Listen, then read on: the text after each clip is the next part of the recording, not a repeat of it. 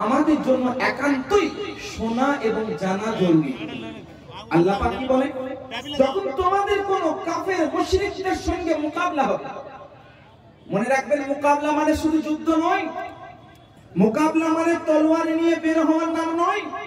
মোকাবিলা মানে হচ্ছে যে আপনার খারাপই চায়, যে আপনার কল্যাণ কামনা করে না, যে আপনার বিরুদ্ধে আচরণ করে, আপনার দুশমনী, আপনার খারাপি, আপনার অকল্যাণের জন্য সর্বদা পরিকল্পনা করে, এমন ব্যক্তির যখন তুমি সামনাসামনি হবে তখন ফাসবুতু, কি করো? দণ্ডায়মান থাকো, সাবিত রহো। এর মানে কি জানেন? ফাসবুতু এই শব্দের অর্থ হয়, একটি অর্থ ফাসবুতু আলা তাআহ, অর্থাৎ তোমরা আল্লাহর ইতাআতের উপরে দণ্ডায়মান থাকো। বলুন সুবহানাল্লাহ।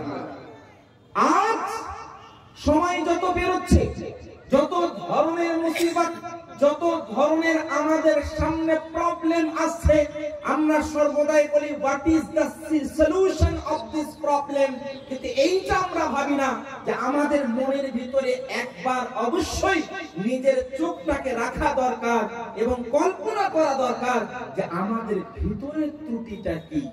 What is reason in your heart, তোমাদের ভিতরের অন্তরে কোন জিনিসটার কারণে এই ধরনের সমস্যার সম্মুখীন হলাম, এইটা কিন্তু আমরা ভাবি না। কোরআন আমাদের বলে ফাসবুতু, তাফসীর আমাদের বলে আলা তাআহ, অর্থাৎ ইতাআতের উপরে, আল্লাহর আনুগত্যের উপরে তোমরা দণ্ডায়মান থাকো।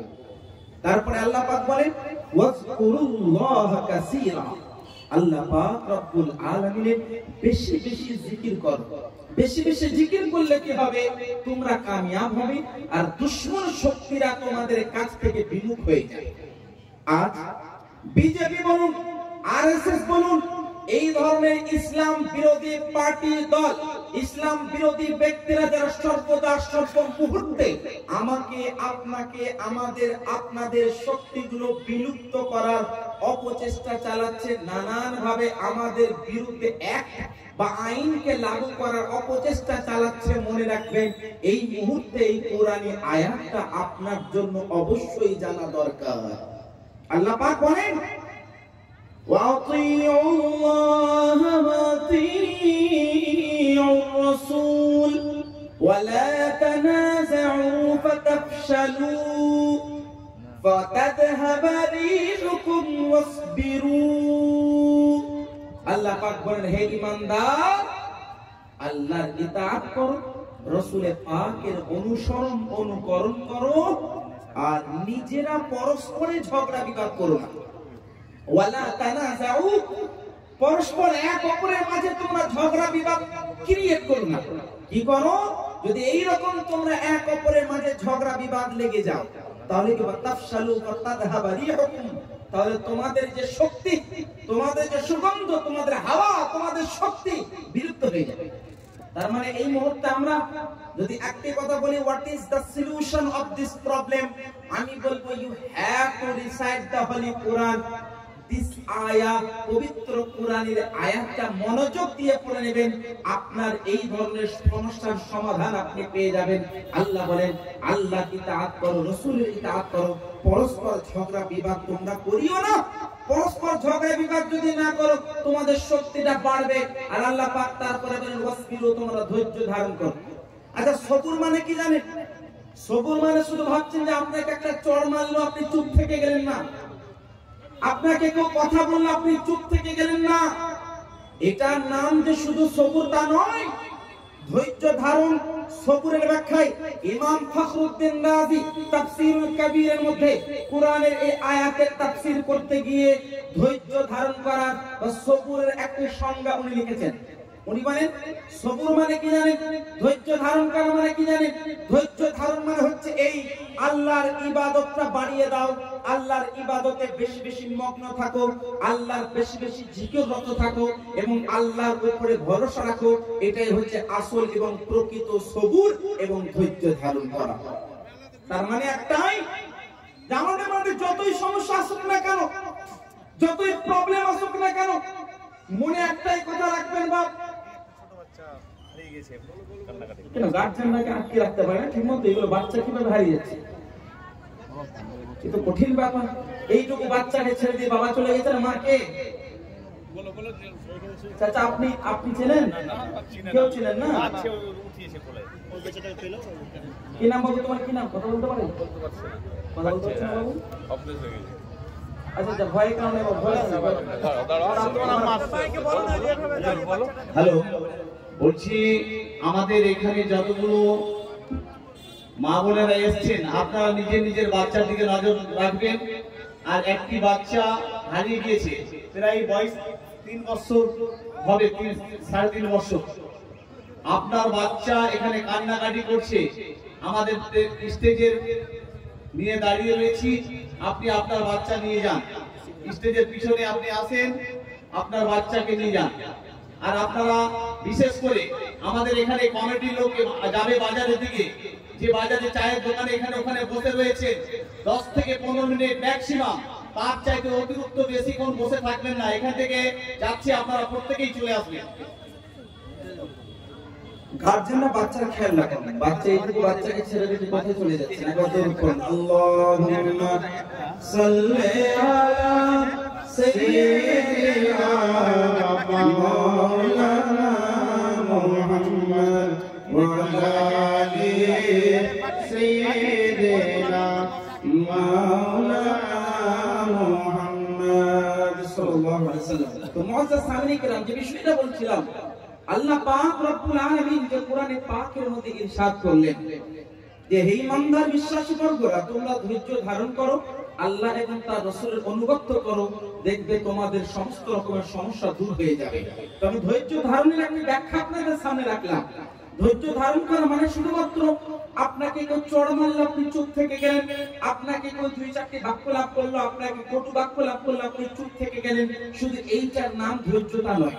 ধৈর্য ধারণের মানে হচ্ছে এটাই যে আপনি আল্লাহর রহমতের উপরে বিশ্বাসী হন, আল্লাহর রহমতের উপরে কামনা করুন, আর আল্লাহর উপরে ভরসা রেখে আপনি আল্লাহর জিকিরটা বাড়ান, আল্লাহর ইবাদতরত থাকুন, বেশি বেশি করে আল্লাহ পাকের ইবাদত করুন। এইটা হচ্ছে আসল ধৈর্য ধারণ করা। মনে রাখবেন, আজকে যত রকমের সমস্যা আমাদের সামনে আসছে, যত রকমের প্রবলেম, যত রকমের খারাপ সিচুয়েশন আমাদের জন্য ক্রিয়েট করা হচ্ছে, এই সমস্ত গুলোর মেন কারণ একটাই, সে মেন কারণটা হচ্ছে আমাদের সকলের ইসলাম থেকে বিমুখ হওয়া, ঈমান থেকে বিমুখ হওয়া, ইবাদত থেকে বিমুখ হওয়া। তার কারণ কি জানেন? আল্লাহ রাসূলের জামানায় চলুন, সাহাবায়ে কেরামের জীবনী পড়ুন, আল্লাহ রাসূলের সাহাবায়ে কেরামের আমল দেখুন, আপনাদের সকলের অবশ্যই জেহেনটা খুলে যাবে যে আমাদের চাইতে লাখো গুণ, কোটি গুণ প্রবলেম তিনারা ফেস করেছেন, কিন্তু কখনো চিন্তা করেন নাই, কখনো দুঃখিত হন নাই, কখনো ঘাবড়ান নাই, বরং তিনারা কি করেছেন? একমাত্র রাসূল পাক সাল্লাল্লাহু আলাইহি সাল্লামের দরবারে নিজের সমস্যাকে প্রকাশ করেছেন, আর আল্লাহর রহমতের উপর ভরসা হয়েছেন। আল্লাহ পাক নবীর ওসিলাতে ওই সমস্ত সমস্যার সমাধান প্রদান করেছেন। আজকেও সম্ভব, আজকেও সম্ভব। আল্লাহ পাক বলেন, ওয়াইদা জাআহুম আমরুম মিনাল আমরি আবিল খাউফি আদাউ বিক ওয়ালাউ রাদ্দুহু ইলাল্লাহি ওয়া রাসূলি। কোরআনের আয়াত। আল্লাহ পাক বলেন, ওয়াইদা জাআহুম আমরুম মিনাল আমরি আবিল খাউফি আদাউ বিক, যখন কোন সময় কোন ক্ষেত্রে তাদের কাছে কোন রকমের কোন হুকুম, কোন আমর, কোন মামলা, কোন সমস্যা, সব তাফসীর রয়েছে, মুফাসসিরিনে কেরাম বয়ান করেন, কোন মামলা, কোন পরেশানি যখন তাদের মধ্যে আসতো, কোন সংশয় মনের মধ্যে তৈরি হতো, কোন রকমের সন্দেহ তৈরি হতো, কোন রকমের এই ধরনের সংশয় তার মনের মধ্যে, কল্পনার মধ্যে আসতো, আল্লাহ পাক রব্বুল আলামিন ইরশাদ করেন, আদাউ বি ওয়ালাউ রাদ্দুহু ইলাল্লাহি ওয়া রাসূলি, যদি তার একমাত্র এই মামলাটার সমাধানের জন্য, ওই প্রবলেমের সলিউশনের জন্য আল্লাহ এবং তার রাসূলের দিকে ধাবিত হতো, আল্লাহ পাক তাদেরকে সমাধান প্রদান করে দিতেন। আজ বিজেপি সরকারের এই সাময়িক অস্থায়ী আইন লাগু করার কারণে ভয় করার কোনো সমস্যা বা ভয় করার কোনো এই রকম কথা নেই, সমস্যা বা চিন্তিত হওয়ার কোনো ব্যাপার নেই। মনে রাখবেন, এটা সাময়িক একটি অ্যাক্ট, সাময়িক একটি আইন, সাময়িক একটি কানুন। সুপ্রিম কোর্টে কিছুদিন পরে এই শুনানি হবে ইনশাআল্লাহ। আল্লাহর রহমতের উপরে আশাবাদী হন, আল্লাহ পাক চাইলে এই আইনটা কোনোভাবে লাগু হবে না। সুতরাং তার মাঝে আমাদের বিচলিত হলে হবে না। কি হলে হবে না? বিচলিত হলে হবে না, ঘাবড়ালে হবে না। আমাদেরকে অবিচলিত থাকতে হবে। কি থাকতে হবে? অবিচলিত থাকতে হবে। বিচলিত হলে হবে না। কোরআনের আয়াত আল্লাহ পাক রব্বুল আলামিন সূরা আনফালের মধ্যে আরো এক জায়গার মধ্যে বলেন, হে ঈমানদার, হে বিশ্বাসী বর্গরা, তোমরা অবিচলিত থাকো, বিচলিত হও না, বরং তোমরা ঘাবড়িও না, আল্লাহর রহমতের উপরে আশা রাখো। মনে রাখবেন, আপনাদের সমস্ত রকমের সমস্যার সমাধান কোরআনে আছে। এরকম আমরা উলামায়ে কেরামের জামাত আছে, তিনাদের দামান ধরুন, তিনারা আপনাদের রাহনুমাই করবেন। আর মনে রাখবেন একটি কথা, পবিত্র কোরআনের উপরে আমল করলে কোন বান্দা, কোন সময়ে, কোন শয়তান, কোন জালিম, কোন এইরকম হুকুমত আমাদের কোনো ভাবে কোনো ক্ষতি করতে পারবে না। কারণ আপনারা জানেন ইবলিসের কথা, আপনারা ইবলিসের কথা জানেন। ইবলিস আল্লাহ পাকের দরবারে বলে, আল্লাহ, আমি তোমার বান্দার মনের ভিতরে ঢুকে তোমার বান্দাকে আমি গুমরাহ করব। আল্লাহ পাক যখন ইবলিস শয়তানকে শয়তান ঘোষিত করলেন, তো ইবলিস কি বলেছিল জানেন? হে আল্লাহ, তোমার বান্দাকে আমি কি করব? পথভ্রষ্ট করব, আমি গুমরাহ করব। আল্লাহ উত্তর কি দিয়েছিলেন জানেন? আল্লাহ পাক বলেন, ইন্না ইবাদি লাইসা আলাইহিম সুলতান, ইন্না ইবাদি লাইসা আলাইহিম সুলতান, নিশ্চয় আমার যারা খাস বান্দা, ইন্না ইবাদি, নিশ্চয় আমার যারা খাস বান্দা, ইন্না ইবাদি, আমার নিশ্চয় যারা খাস প্রেমিক বান্দা, আমার নিকটবর্তী বান্দা। মনে রাখো, ইবলিস, তোমার কোন শক্তি তাদের উপরে চলবে না। এগুলো ইবলিসের চালা।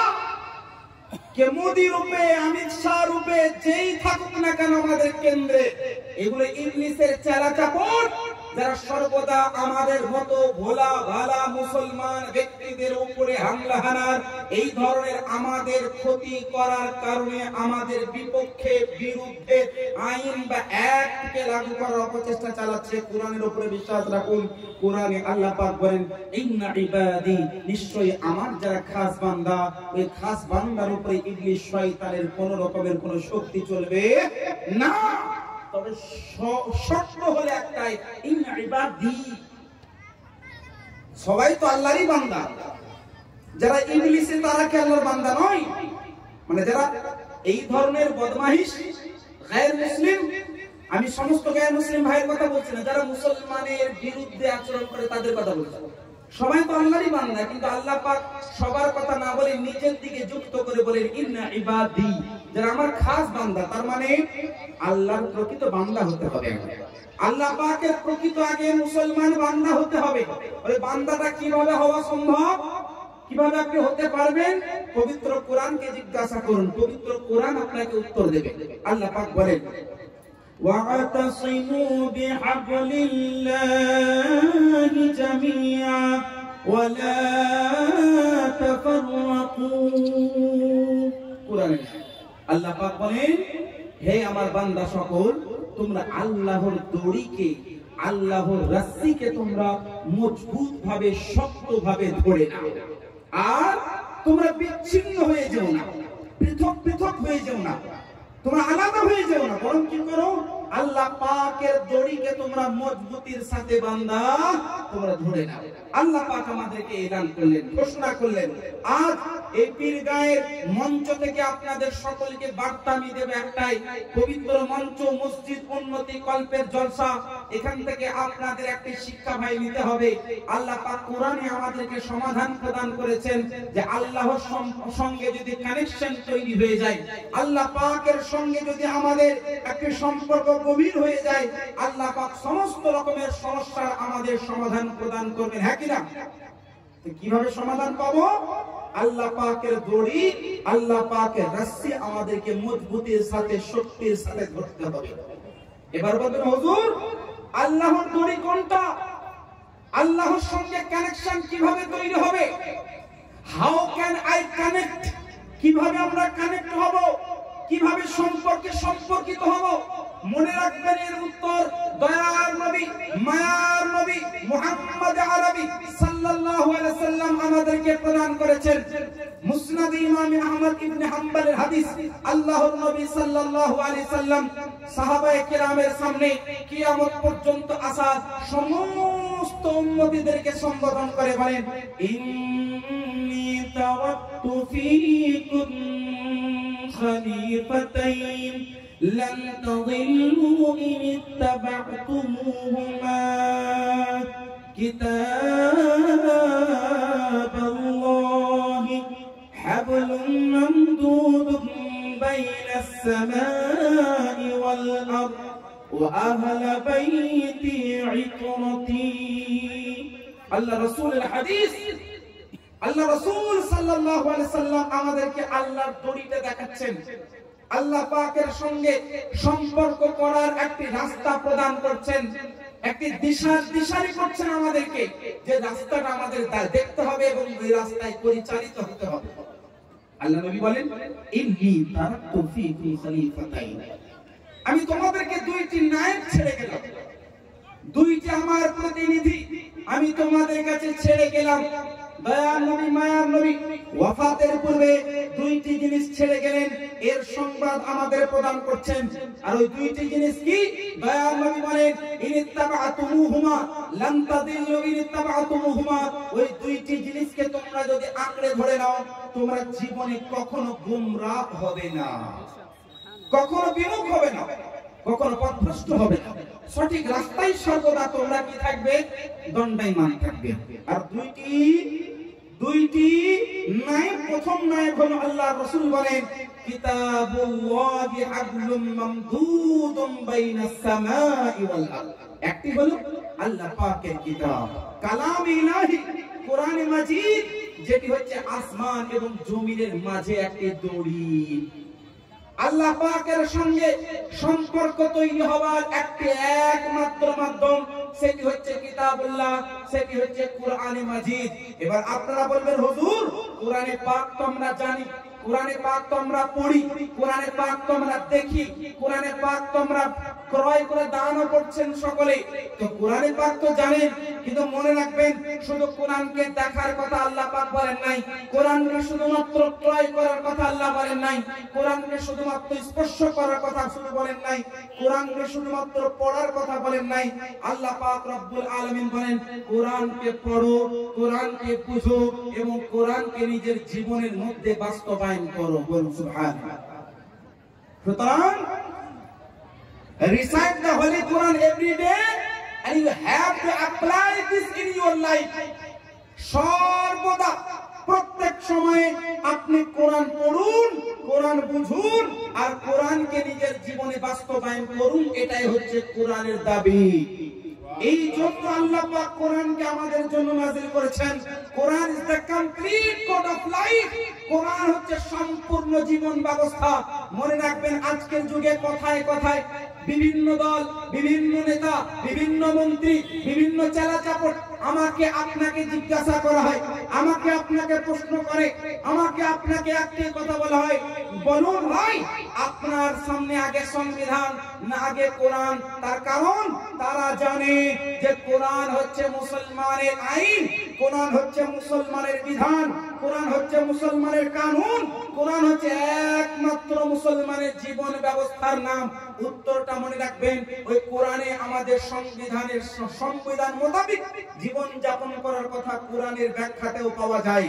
কারণ যে দেশে বাস করি ওই দেশের প্রতি আস্থা মহব্বত রাখা, এটাও কিন্তু ইসলামের একটি আইন। তো যাক, উত্তর তো দিয়ে দিই, সংবিধান আমরা কোরআনের দায়রায়, কোরআনের আওতায় এসে আমরা সংবিধানকে মানি।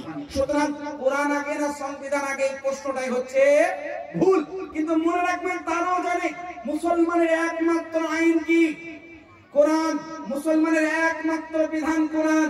মনে রাখবেন, মুসলমান আমরা, মুমিন মুসলমান, আমাদেরকে আল্লাহ পাক শান্তি সম্প্রীতির সাথে জীবন যাপন করার কথা বলেছেন। কোরআনে পাকে আল্লাহ পাক আমাদের সর্বদা শান্তি সম্প্রীতিকে বজায় রেখে জীবন যাপন করার কথা বলেছেন। এই মুহূর্তের একটি দাবি, এই মুহূর্তের একটি বার্তা, একটি মেসেজ আমি আপনাদেরকে দেব। আজ বিভিন্ন জায়গায় আন্দোলন হচ্ছে না, প্রোটেস্ট হচ্ছে, আন্দোলন হওয়া দরকার, প্রোটেস্ট করুন। আমি অধম নিজেও শুক্রবার মেটিয়াবুরুজ কলকাতা জুড়ে প্রোটেস্টের মধ্যে শামিল ছিলাম। আলহামদুলিল্লাহ শান্তি সম্প্রীতি বজায় রেখে বিরাট আকারে আমাদের আন্দোলন হয়েছে। আগামী দিনে ব্রিগেডে আমাদের আন্দোলন, পার্ক সার্কাসে আন্দোলনে আমরা আহ্বান জানিয়েছি আগামী 25 তারিখে আন্দোলন হবে। কিন্তু মনে রাখবেন আমাদের পরিচয় হারালে হবে না, আমাদের লক্ষণ, আমাদের পরিচয়, আমাদের আলামত হারালে হবে না। আমি আপনাদের সকলকে মেসেজ দেব, বার্তা দেব, একদিন আন্দোলন করে পিছিয়ে গেলে হবে না, দীর্ঘ করুন আন্দোলনটাকে, দীর্ঘ করুন, স্থায়ী করুন, আর শান্তির সম্প্রীতির সাথে আন্দোলন করুন। আন্দোলনটা করা দরকার। কেন দরকার বক্তব্যের মাঝে আমি আপনাদেরকে বোঝাবো। কিন্তু মনে রাখবেন কিছু ইসলাম শত্রু ব্যক্তি আছে যারা আন্দোলনের মধ্যে ঢুকে তারা বিভিন্ন ভাবে সমস্যা ক্রিয়েট করছে, আর সমস্ত সমস্যার একমাত্র কারণ আমাদের আপনাদের ভোলা ভালা মুসলমানদেরকে বানানো হচ্ছে। হচ্ছে না? হচ্ছে না? বিভিন্ন মুসলমান ভাইকে অ্যারেস্ট করছে, বিভিন্ন মুসলমান ভাইয়ের উপরে খামখা ফালতু অযথা তাদের উপর আক্রমণ হানা হচ্ছে। কিন্তু মনে রাখবেন আমরা শান্তি সম্প্রীতির মানুষ, আমরা শান্তি সম্প্রীতি পছন্দ করি। কেন? কারণ আমরা সকালে উঠি তো আসসালামু আলাইকুম বলে সর্বদা আমরা কি করি, নিজেদের আত্মীয় বা নিজেদের বাবা মায়ের সঙ্গে যখন সাক্ষাৎ হয় আসসালামু আলাইকুম বলে আমরা সম্বোধন করি। তার মানে শান্তির কথা দিয়ে শুরু করি যে আল্লাহ পাক তোমার উপরে শান্তি সম্প্রীতি নাযিল করুক, বলুন আমিন। এই যে দোয়া হয়, দোয়ার মাধ্যমে আমরা কি করি, শান্তির বার্তা দিই, শান্তির মেসেজ দিই। আমাদেরকে সকলে একটি শিক্ষা দেওয়া হয়, মসজিদকে বলা হয় দ্য প্যারাডাইস, জান্নাত বলা হয়। কেন? কারণ যা মসজিদের মধ্যে শান্তির বার্তা দেওয়া হয়, সম্প্রীতির বার্তা দেওয়া হয়। মনে রাখবেন আজকের এই মাহফিল থেকে আমি আপনাদেরকে কয়েকটি বিষয়ের ঘোষণা দিতে চাই। সেটি হচ্ছে এই আল্লাহ পাক রব্বুল আলামিন কোরআনে পাকে যে বলেছেন তার ব্যাখ্যায় মহান নবী বলেন দুইটি নায়েব আমি ছেড়ে গেলাম, তার মধ্যে একটি হচ্ছে কোরআন। আর কোরআনটাকে তোমরা আঁকড়ে ধরো, তোমরা কোরআনকে আঁকড়ে ধরলে তোমাদেরকে কেউ কখনো পিছু হটাবে না। কথা বুঝতে পেরেছেন? আমি আপনাদেরকে একটি কৌশল বলি, আপনাদেরকে একটি বার্তা দিই, আপনাদেরকে একটা শিক্ষা দিই। সেই শিক্ষাটা হলো এই, আন্দোলন করুন, সঙ্গে একটা জায়নামাজ নিয়ে যান। আন্দোলন করুন, সঙ্গে একটি মুসাল্লা নিয়ে যান, মুসাল্লা সঙ্গে জায়নামাজ নিয়ে যান। আর শান্তি সম্প্রীতি বজায় রেখে এমন একটি জায়গায় আন্দোলন করুন যেখানে অন্য কারোর কোন রকমের সমস্যা না হয়। সেখানে নামাজের সময় একসঙ্গে নামাজ পড়ুন, ইনশাআল্লাহর রহমান নামাজের বদৌলতে এই আন্দোলন কামিয়াব হবে আর সরকার বাধ্য হবে এই আইনটাকে ফেরত নিতে, ইনশাআল্লাহ। বজায় রাখবেন না গো? এটা একদিনের নয়, দীর্ঘদিন চলবে। এই বার্তা মেসেজ আপনাদের দিয়ে গেলাম, আন্দোলনে যান, মুসাল্লা হাতে নিয়ে যান, এটা মুসলমানের পরিচয়, মুমিনের আলামত। আন্দোলনে যান, মুসাল্লা সঙ্গে নিয়ে যান, নামাজের সময় নামাজ পড়ুন, আবার আন্দোলন করুন। এইভাবে নিজেদের মূল্যবান সময়কে ব্যয় করে এই আইনটা যাতে ফেরত নেয় তার জন্য আপনাদের সকলকে এই মাঠে রাস্তায় নামতে হবে। আমরাও নেমেছি, আগামী দিনে নামবো। এই আজকে আমি পবিত্র কোরআনের কয়েকটি আয়াতের ব্যাখ্যা করলাম, আল্লাহ রাসূলের হাদিস। আল্লাহ রাসূল বলেন একটি নায়েব ছেড়ে গেলাম, সেটি হচ্ছে কোরআন, কোরআনকে আঁকড়ে ধরো। 2 নম্বর নায়েব আল্লাহ রাসূল বলেন ওয়া আহলা বাইতি ইতরাতি, আমি আমার আহলে বাইত, আমার খানদান, আমার বংশধরদেরকে রেখে গেলাম, তোমরা 2টি জিনিসকে আঁকড়ে ধরে নাও। এক হচ্ছে কোরআন আর আরেক হচ্ছে আমার আহলে বাইত। একবার ভেবেছেন যে কোরআন হচ্ছে একটি থিওরি, কোরআন হচ্ছে একটি বাণী, কোরআন হচ্ছে একটি বিধান, কোরআন হচ্ছে কমপ্লিট কোড অফ লাইফ, আর আহলে বাইত হচ্ছে ব্যক্তিত্ব, আহলে বাইত হচ্ছে মানুষ, আহলে বাইত হচ্ছে ব্যক্তিবর্গ। কোরআন আল্লাহ পাকের বাণী, আহলে বাইত নবীর বংশধর। আল্লাহ রাসূল 2টি জিনিসকে ছাড়ার কথা বললেন, কেন? তার কারণ হচ্ছে একটাই, আহলে বাইতে পাক, আহলে বাইতে আতহার নবী মুস্তাফার সুন্নতকে নিজের জীবনে বাস্তবায়ন করেছেন। আর নবী মুস্তাফা কে? আল্লাহ রাসূলের সাহাবী, একজন সাহাবী আম্মা জান আয়েশা সিদ্দিকা রাদিয়াল্লাহু তাআলা আনহার দরবারে আরোজিত হলেন, আর জিজ্ঞাসা করলেন, ইয়া উম্মাহাতুল মুমিনিন, এ আম্মা জান আয়েশা, রাদিয়াল্লাহু আনহু কাইফা খুলুকু, আল্লাহ রাসূলের মহান আদর্শ কেমন ছিল, আল্লাহ রাসূলের মহান চরিত্র কেমন ছিল, আল্লাহ রাসূলের আখলাক কেমন ছিল। আম্মা জান আয়েশা সিদ্দিকা রাদিয়াল্লাহু তাআলা আনহা উত্তর কি বললেন জানেন? আমা তাকরাউল Quran, do you recite the holy Quran? প্রশ্ন হলো মা নবীর আদর্শ কেমন ছিল, জিজ্ঞাসা হলো মা নবী মুস্তাফার চরিত্র কেমন ছিল, জিজ্ঞাসা ছিল মা নবী মুস্তাফার মহান আদর্শ আখলাক কেমন ছিল। আর উত্তর কি? Do you recite the holy Quran? তুমি কি কোরআন পড়েছো? তোমরা কি কোরআন পড়ো? সাহাবী যখন আম্মা জান আয়েশা রাদিয়াল্লাহু তাআলা আনহাকে বলেন, I recite the holy Quran everyday, আমি কোরআন প্রত্যেকদিন পড়ি, কোরআনকে সর্বদা আমি নিজের জবানে পঠন করি। আম্মা জান আয়েশা রাদিয়াল্লাহু তাআলা আনহা বললেন, কানা খুলুকুহুল কুরআন, কানা খুলুকুহুল Quran, he is the actual the holy Quran. রাসূল পাকই হলেন মহান কোরআন। কেন? নবীর চলাটা হচ্ছে কোরআন, নবীর বলা ছিল কোরআন, নবীর দেখা হলো কোরআন, নবী মুস্তাফার আরাম করা কোরআন, নবী মুস্তাফার বাণীও ছিল কোরআনই। তার কারণ একটাই, নবী মুস্তাফার স্ত্রী আমাদের সকলের মা আম্মা জান আয়েশা রাদিয়াল্লাহু আনহা উত্তরের আগে বললেন, do you recite the holy Quran? কেন?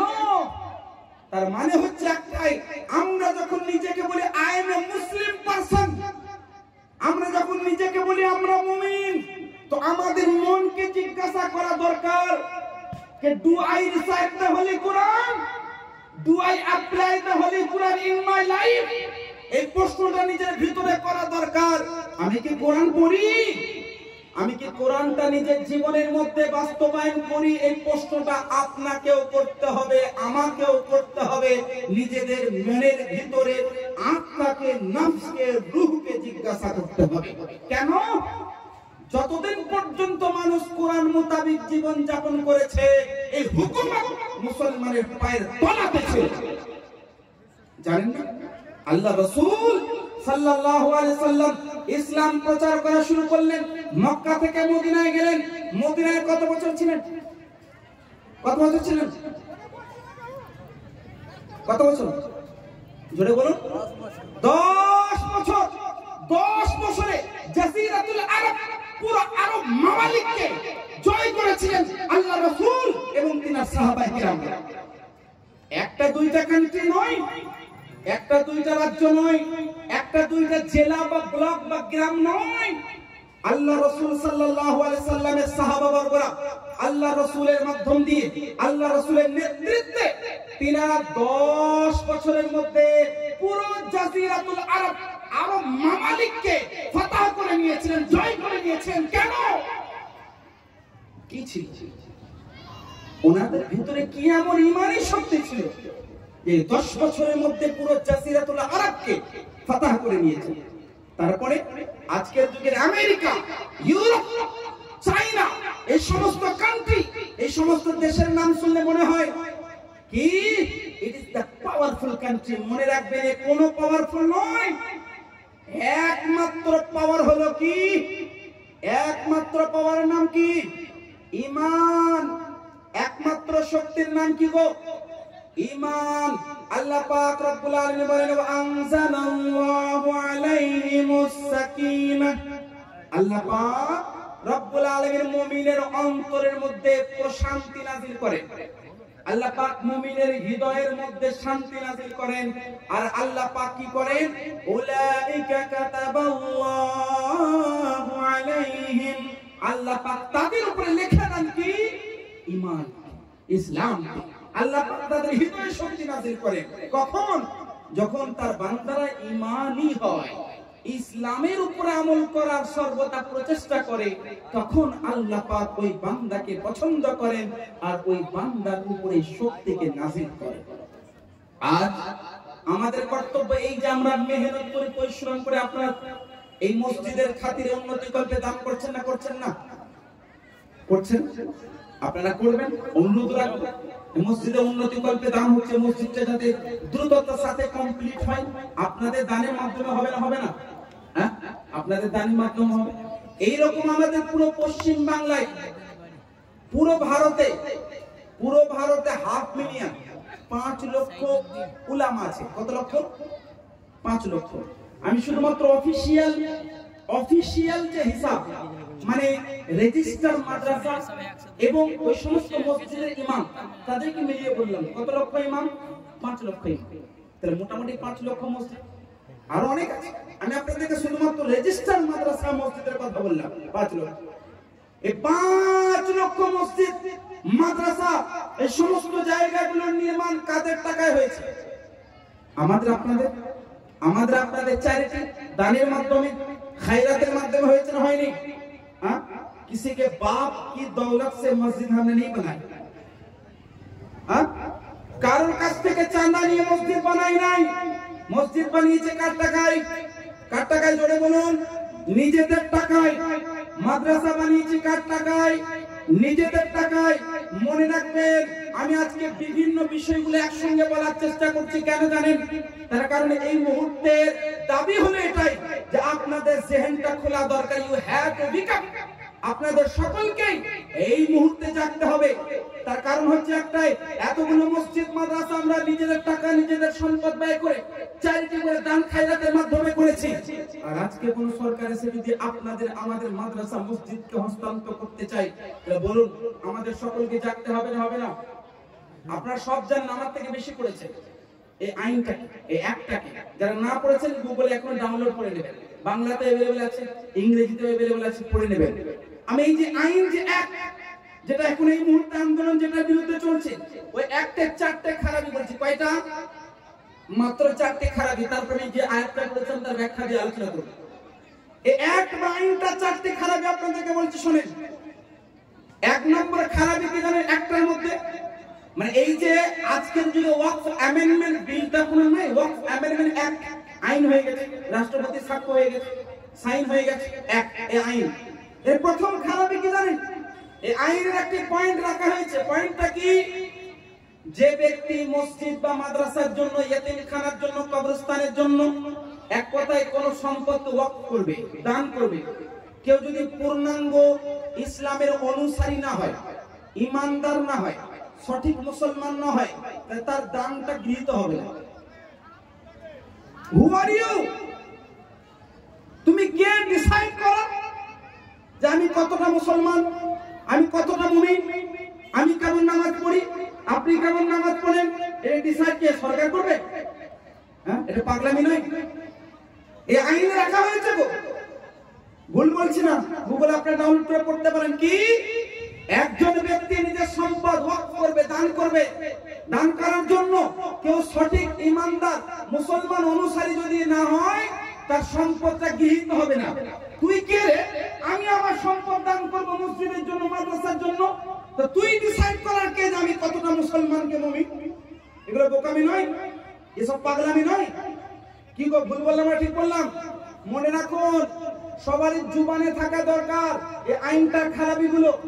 এই যে পথে নামছি, সকলের জুবানে থাকা দরকারি এই ত্রুটি আছে। এমনি আমরা ঘর সংসার পরিত্যাগ করে, সমস্ত যাবতীয় ব্যস্ততাকে ছেড়ে দিয়ে রাস্তায় বা পথে এই জন্য নামি নাই। আমাদের আগামী প্রজন্মের জন্য আমরা নেমেছি, আমাদের অধিকারের জন্য নেমেছি, মুসলমানের হুকুকের জন্য নেমেছি, ইসলাম রক্ষার্থে নেমেছি, আমাদের সম্পদ রক্ষার্থে নেমেছি। হ্যাঁ কিনা? এটা একটি খারাপি বললাম। 2 নম্বর খারাপি কি জানেন বাপ? 2 নম্বর খারাপি এই আইনটার মধ্যে লেখা আছে, এই অ্যাক্টের মধ্যে লেখা আছে। এই অ্যাক্টের মধ্যে কি লেখা? এই যে রাজ্য জুড়ে, মানে পুরো ভারতে বিভিন্ন দেশের মধ্যে ওয়াকফের সম্পত্তি আছে। ইন্দোনেশিয়া আছে, ইরানে আছে, মক্কা মদিনায় আছে, ভারতে আছে, পাকিস্তানে আছে। তার মধ্যে সবথেকে বেশি ওয়াকফের সম্পত্তি কোথায় আছে? আমাদের ভারত। কত সম্পত্তি আছে জানেন? 6 লক্ষ একর। কত? 6 লক্ষ একর সম্পত্তি আছে। এই সম্পত্তিটা যদি হিসাব করা হয়, অর্ধেক পাঞ্জাব আমাদের যে সম্পত্তি আছে, আমাদের যে জমি জায়গা আছে, আমাদের, এগুলো আমাদের, অন্য কারণ নয়। মানুষকে ধোঁকা দেওয়া হচ্ছে, মুঘল সম্রাট কালে মুঘল বাদশারা হিন্দু ভাইদের জমিকে হস্তান্তর নিয়ে মুসলমানদের মসজিদের জন্য দান করেছে, খায়রাত করেছে। মনে রাখবেন, এই দান করা প্রথা নবীর জামানা থেকে হয়ে আসছে। বলুন সুবহানাল্লাহ। রাসূলের জামানা থেকে হয়ে আসছে। আল্লাহ রাসূল বলেন, ইদা মাতাল মুমিনু ইনকাতা আনহু আমালু ইল্লা মিন সালাসা মিন সাদাকাতিন জারিয়া আও ইলমিন ইউনতাফাউ বিহি আও ওয়ালাদিন সালিহিন ইয়াদউ লা। আল্লাহ রাসূলের হাদিস, আল্লাহ নবী বলেন, যখন কোন মুমিন মুসলমান ইন্তেকাল করে তার আমলের দরওয়াজাগুলো বন্ধ হয়ে যায়। তিনটি দরওয়াজা খোলা থাকে, আর এক নম্বরে রাসূল পাক রাখলেন, সেটা হচ্ছে সাদকায়ে জারিয়া। কি রাখলেন? সাদকায়ে জারিয়া। তার মানে সদকা করার যে প্রথা, চ্যারিটি করা যে একটা মনোকামনা বা আগ্রহ, এটা সাহাবীদের মধ্যে আল্লাহর নবী জাগিয়েছেন। দান করার প্রতি আগ্রহ কে তৈরি করেছেন গো? দয়া রাসূল তৈরি করেছেন। এক সাহাবী বলেন, ইয়া রাসূলুল্লাহ, ইয়া হাবিবাল্লাহ, ইন্না উম্মি উফতুলিতাত নাফসুহা ওয়া আযুন্নুহা লাউ তাকাল্লামাত তাসাদ্দাকাত আনহা আতাসাদ্দাকু আনহা। ইয়া রাসূলুল্লাহ, আমার মা হঠাৎ ইন্তেকাল করেছেন। সুনানে আবি দাউদ শরীফের মধ্যে রয়েছে, ওয়া হুয়া আনা গায়বুন আনহা। আমি সেই মুহূর্তে আমার মায়ের কাছে ছিলাম না, আমি অনুপস্থিত ছিলাম, প্রেজেন্ট ছিলাম না। ওয়া আযুন্নুহা লাউ তাকাল্লামাত তাসাদ্দাকাত আনহা। আর আমার ধারণা, আমার মা যদি ইন্তেকালের আগে কোনো বাক্য লাভের সময় সুযোগ পেতেন, তিনি দান খয়রাত করার জন্য কি করতেন? ওসিয়ত করতেন, উপদেশ করতেন। আতাসাদ্দাকু আনহা, আমি কি তার জন্য সদকা করতে পারি? দয়া রাসূল বলেছিলেন, যে সাহাবী নাম, তুমি সদকা করো, তার মানে সদকা করলে নেকি পাবে। তো সঙ্গে সঙ্গে সাহাবী কি বলেছিলেন জানেন? সাহাবী বলেন, ফাইন্নালি মাখরাফা ওয়া ইন্নী উশহিদু। ইয়া রাসূলুল্লাহ, আমার একটি ফলের বাগান আছে, আমি আমার মায়ের নামে ফলের বাগানটা ওয়াকফ করে দিলাম। বলুন সুবহানাল্লাহ, সুবহানাল্লাহ। তবে বিজেপি সরকার, আরএসএস এর নেতা মন্ত্রীদেরকে বলতে চাই, শোনো, চ্যারিটি করা, দান করা, ওয়াকফ করা নতুন নয়। রাসূল পাকের জামানায় সাহাবায়ে কেরামের মধ্যে দান করার আগ্রহটা আমাদের দয়ার নবী, মায়ের নবী জাগিয়েছিলেন। ভারতবর্ষ, আমাদের ভারত, এই ভারতের বুকে যতজন মুসলমান ছিলেন, সে জামানায় তো চ্যারিটি করেছেন, দান খায়রাত করেছেন, সাদকাত করেছেন, যার ফলে, যার কারণে আমার কাছে এখনো গুগলে আপনি সার্চ করলে গুগলে এমন ইনফরমেশন পেয়ে যাবেন, ওই সময়ের বাবর, ওই সময়ের আকবর, ওই সময়ের বাদশাহ কয়েকশো মন্দিরে কয়েকশো বিঘা সম্পত্তি দান করেছিলেন। আছে না নাই? আছে না নাই গো? কয়েকশো একর সম্পত্তি দান করেছে। বিভিন্ন এমন নামীধারী, এমন প্রসিদ্ধ নাম করা কিছু মন্দির আছে যেগুলো ওয়াকফের জায়গার মধ্যে আছে, যেটা বাবরের জামানায়, আকবরের জামানায় দান করা। মনে রাখবেন, এই ওয়াকফের সম্পত্তিগুলো আমাদের পূর্বপুরুষেরা, আপনাদের বাবা দাদা তিনারা দান করেছেন। হ্যাঁ কি না গো? এটা রক্ষা করা দরকার আছে না নাই? যে আইনটার খারাপি বলছিলাম, 2 নম্বর খারাপি, এই যে ওয়াকফের সম্পদ, এটাকে নিয়ন্ত্রণ করে একটা বোর্ড, সে বোর্ডটার নাম ওয়াকফ বোর্ড। কি বোর্ড? ওয়াকফ বোর্ড। এই বোর্ডটা পুরো ভারতে আছে। প্রত্যেক রাজ্যে 11 জন করে সদস্য আছে। কতজন করে? 11 জন করে সদস্য আছে। এখন যে নতুন সংশোধনী আইন, এই আইনের মধ্যে লেখা আছে কমপক্ষে 3 জন হিন্দু, মানে গায়ের মুসলিম, অমুসলিম সদস্য রাখতে হবে। কমপক্ষে কি রাখতে হবে? কমপক্ষে 3 জন অমুসলিম। সর্বাধিক সংখ্যা কত সেটা বলা হয়নি। তার মানে কমপক্ষে 3 জন, সর্বাধিক কত সেটা বলা হয়নি। আইনে 9 জন থাকতে পারে, 10 জন থাকতে পারে, 8 জন থাকতে পারে। মেজরিটি কার থাকবে? অমুসলিমের থাকবে। এটা আইনে বলছে। আজকের মতো আইন আমরা তো বলতে যাইনি। তোমাদের মন্দিরের যে ট্রাস্টে হাজার হাজার কোটি টাকা ভরা, হ্যাঁ, মন্দিরের মধ্যে সোনা কয়েক হাজার কিলো ভরা নাই পুরো ভারতে, আছে না নাই? সেই ট্রাস্টে কোন এমন সদস্য মুসলমান দেখাও, আরে তুমি মুসলমানের ভালাই চাইছো, তোমার না রাজ্যসভায় কোন মুসলমান সদস্য আছে, না পার্লামেন্টে মেম্বার অফ পার্লামেন্ট এমপি কোন মুসলমান আছে, জেলা স্তরে না কোন জেলা সভাপতি আছে, ব্লক স্তরে না কোন পঞ্চায়েত প্রধান আছে। তোমার এই নেতা, তোমার এই দলের মধ্যে কোন একজন মুসলমান নেই। তুমি ভাবছো মুসলমানের উপকার চাও? জৈন ধর্মের তাদের ট্রাস্ট রয়েছে, হাজার হাজার লক্ষ টাকা ভরা, তাদের তো কোনো সদস্য মুসলমান নাই। চার্চে কয়েক লক্ষ টাকা ভরা, কয়েক কোটি টাকা ভরা, তাদের ট্রাস্টের কোনো সদস্য মুসলমান নেই। কিন্তু আমাদের ট্রাস্টের উপরে কেন কান, কেন চোখ লাগে জানেন? তার কারণ আর্থিকভাবে মুসলমানকে দমন করে, আর্থিকভাবে মুসলমানকে চাপিয়ে দাও। কেন জানেন? আমি আপনাকে বলি, অবশ্য আমাদের ওয়াকফ বোর্ড তার মধ্যে কিছু ত্রুটি ছিল, আছে, এটা মানি। এর মানে এটা নয় যে আপনি কেড়ে নেবেন, আমাদের হাতে দিয়ে আপনি পরিচালনা করুন না। ত্রুটি কি আছে?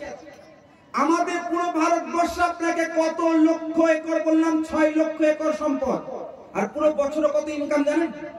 2 লক্ষ কোটি টাকা। কয় লক্ষ কোটি টাকা? কত? 20 লক্ষ কোটি টাকা। কত বললাম? 2 লক্ষ কোটি টাকা ইনকাম পুরো বছরে। কিন্তু ইনকাম আসে কত? মাত্র 20,000, মাত্র 20,000 কোটি টাকা। 2 লক্ষ কোটি টাকা মাত্র কত আছে?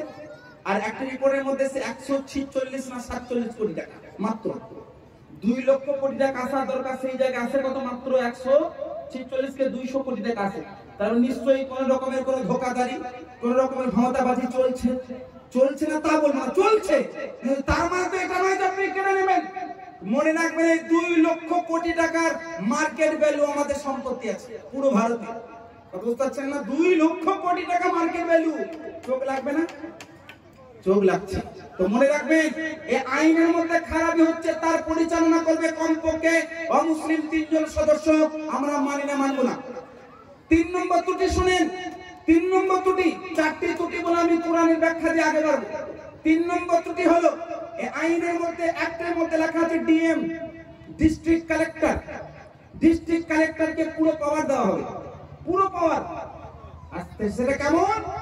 আগামী কালকে যদি আপনাদের মসজিদ, আমাদের মসজিদে এসে একটা নোটিশ টিসকিয়ে দেয়, মানে লাগিয়ে দেয়, এই মসজিদের মধ্যে কাগজপাতি, নথিপত্র, পর্যাপ্ত নথিপত্র নাই, তোমরা ব্যবস্থা করো। ততদিন পর্যন্ত জুমার নামাজ বন্ধ, ইমাম 5 ওয়াক্তের নামাজ পড়াতে পারবে, নোটিশ দিয়ে দিল। আর আপনি যদি বলেন না না না, আই ডোন্ট অ্যাকসেপ্ট, আমি আপনার কথা মানি না, ডিএম এর সঙ্গে, ডিস্ট্রিক্ট কালেক্টর সঙ্গে যদি তর্ক বিতর্ক হয়, আপনি না মানেন, এই আইনে কি লেখা আছে জানেন? 6 মাসের আপনার জেল হতে পারে। 6 মাসের জেল হতে পারে, বা 1 লক্ষ টাকা আপনার কি হতে পারে? জরিমানা। তার মানে আইনটা যদি ভারতে লাগু হয়, আগামী কাল থেকে আপনার আমার মসজিদ, মাদ্রাসায়, কবরস্থানে, ইয়েতিমখানায় আমাদের সম্পত্তির উপরে নোটিশ লাগাতে লাগবে।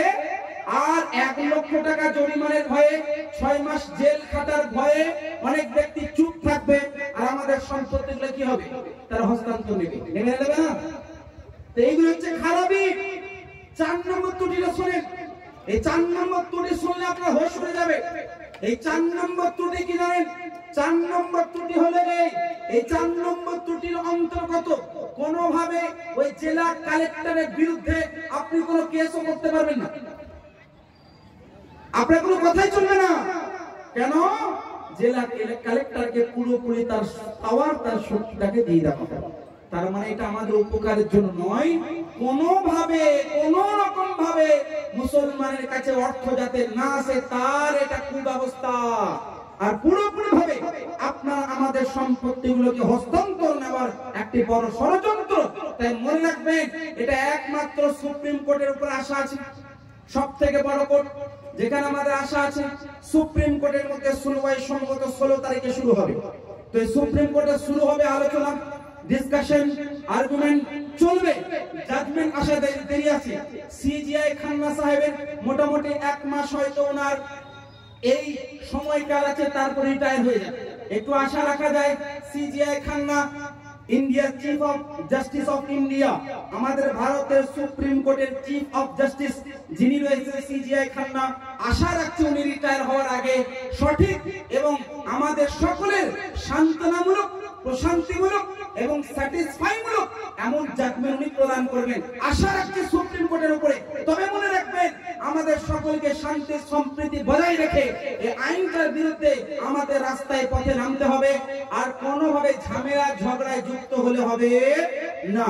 শান্তি সম্প্রীতি বজায় রেখে আমাদের প্রোটেস্ট এবং আন্দোলন চালিয়ে যেতে হবে। এগুলো কয়েকটি বার্তা আপনাদেরকে দিলাম। কোরআন অনুসারে, তাফসীর অনুসারে এই সমস্ত প্রবলেম, এই সমস্ত সমাধানের সঙ্গে আপনাদের সকলের একটি মুখামুখি আপনাদের করিয়ে দিচ্ছি। কোরআনে পাকের মধ্যে আল্লাহ পাক কয়েক জায়গায় কয়েকটি আয়াত পেশ করেছেন। আমি উপস্থাপন করব, একবার দরুদে পাক পড়ুন। আল্লাহুম্মা সাল্লি আলা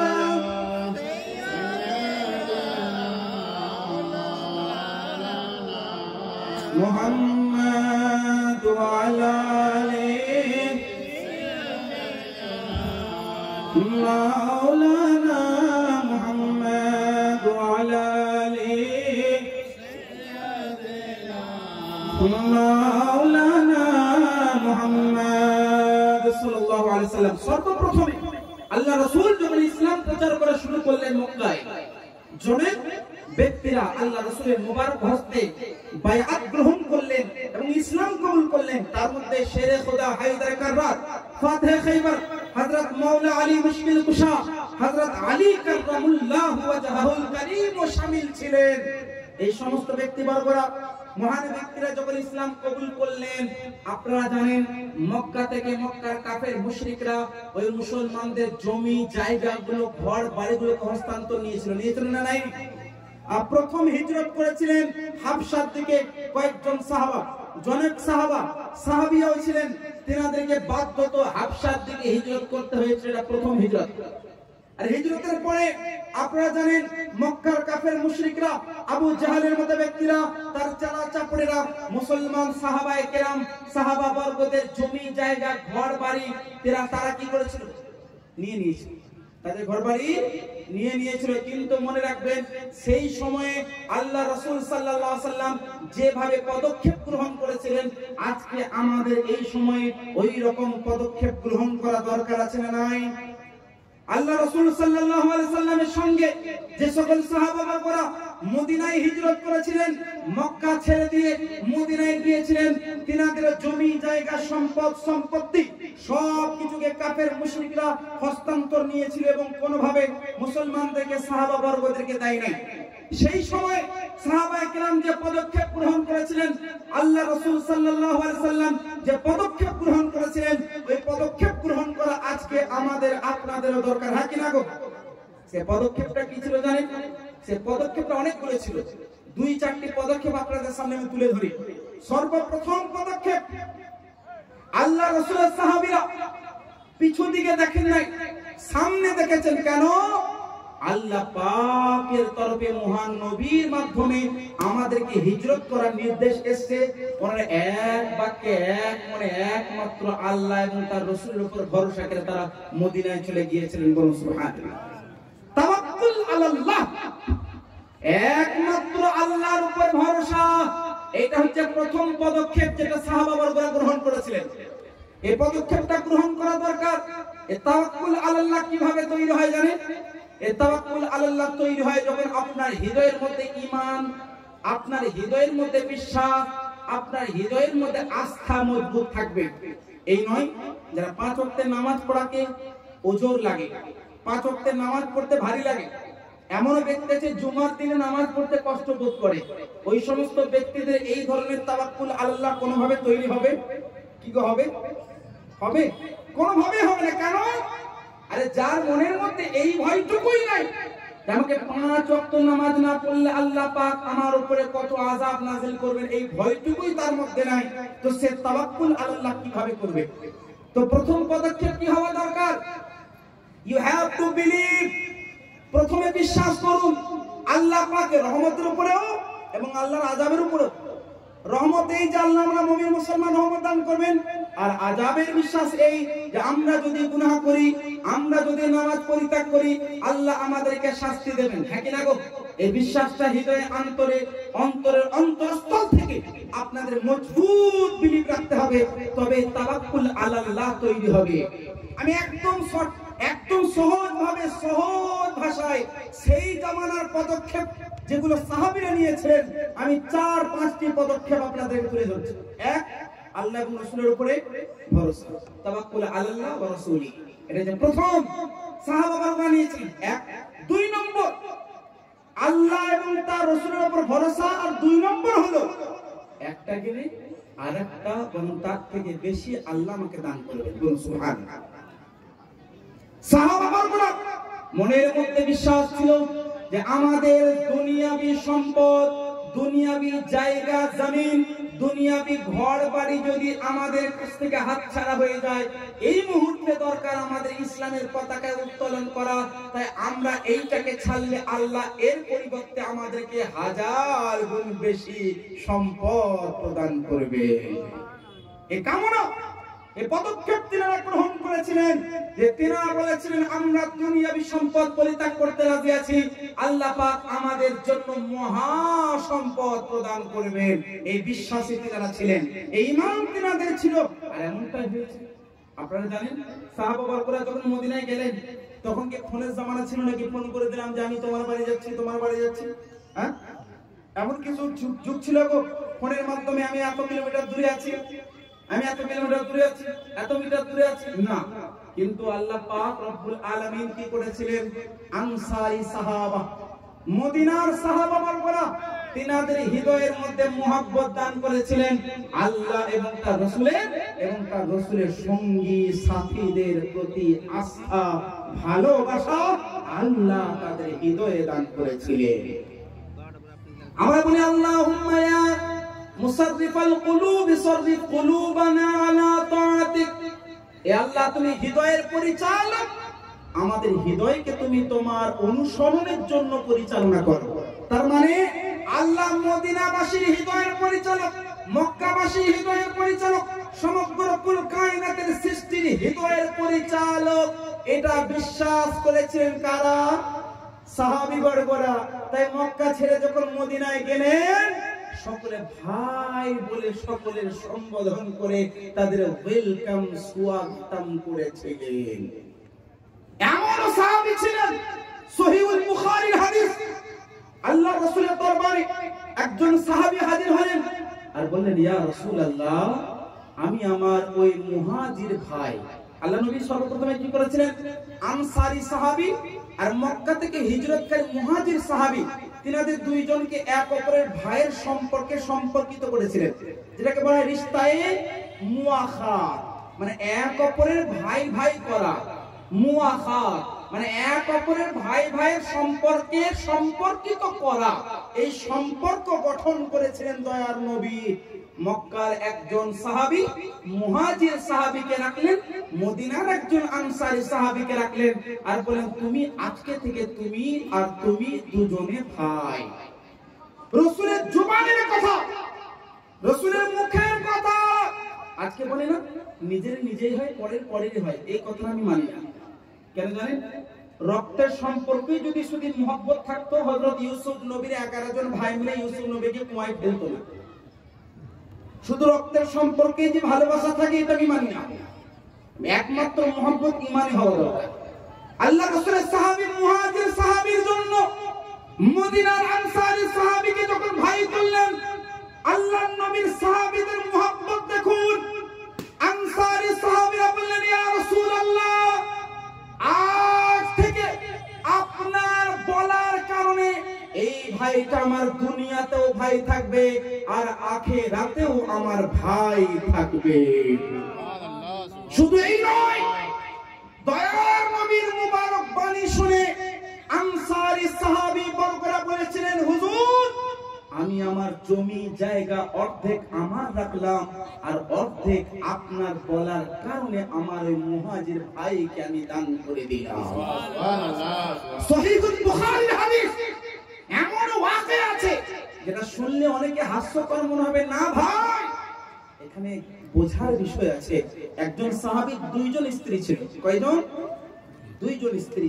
তিনি এসে, এটা কোনো হাস্যকর নয়, বুঝতে হবে তাদের ঈমানটাকে, তাদের বিশ্বাসটাকে, তাদের মুহাব্বতটাকে, নবীর প্রতি আস্থা, নবীর প্রতি প্রেমটাকে বুঝতে হবে। ওই সাহাবী বললেন, ইয়া রাসূলুল্লাহ, আমার 2 জন স্ত্রী আছে, আপনি যদি বলেন আমি একজন স্ত্রীকে তালাক দেব এবং আমার মুহাজির ভাইয়ের সঙ্গে তার বিবাহ দেব। কিসের জন্য বলেছিলেন? রাসূলের প্রতি আস্থা মুহাব্বত রেখে, যে মুহাজির ভাই ওই ভাইয়ের যাতে কোনো সঙ্গী হয়। আজকের যুগ বা জামানাকে দেখে আপনি ঘটনাটা পড়লে কিছুই বুঝতে পারবেন না। আজকের জামানা, আজকের পরিস্থিতিকে দেখে আপনি হাদিসটা শুনলে কিছুই বুঝবেন না। আমাদের বুঝতে হবে অন্তরীয় চক্ষু দ্বারা, চর্ম চক্ষু দ্বারা নয়, অন্তরীয় চক্ষু দ্বারা। যে দয়ার নবী ভাই বললেন, আনসারীগণ ভাই মেনে নিলেন, আর এমন ভাবে মেনে নিলেন যে তিনারা অন্তরের অন্তরস্থল থেকে ওই সাহাবী মুহাজির দেখে মুহাব্বতের সাথে ভাই বলে মেনে নিলেন। সুবহানাল্লাহ। এটাকে শিক্ষা, একটি বার্তা আজকের জামানার জন্য। আজ আমরা নিজেরাই ঝগড়া বিবাদের মধ্যে লিপ্ত। দেখুন গ্রামে, বেশি কিছু না, গ্রামে আমাদের মুসলমান এলাকায় মুসলমান ভাই ভাই এক অপরের কথায় কথায় মারামারি, ঝগড়া বিবাদ, লড়াই। আরে ভাই এইরকম করলে তো আমাদের শক্তি এমনি হারিয়ে যাবে। আল্লাহ কোরআনের মধ্যে বলে, ওয়ালা তানাযাউ ফাতাফশালু ফাতাযহাবা রিহুকুম ওয়াসবিরু। এক অপরের পরস্পর ঝগড়া করো না, এটা করলে তোমাদের শক্তি এমনি হারিয়ে যাবে।